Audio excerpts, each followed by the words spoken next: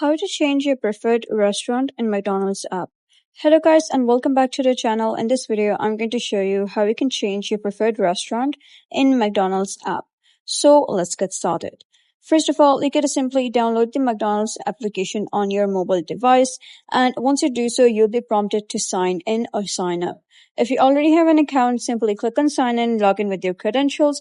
If you don't have an account, then you can easily make one using simple steps. So you can simply sign into your account and you'll be redirected to an interface like this. So here are a couple of options: home, rewards, order, McDelivery. So what you can do is simply head over to order over here. And now you'll be prompted to select a restaurant to continue. So click on select restaurant and then you'll be redirected to all of the restaurants over here. So each and every time that you order one from a single restaurant, it will reset by default.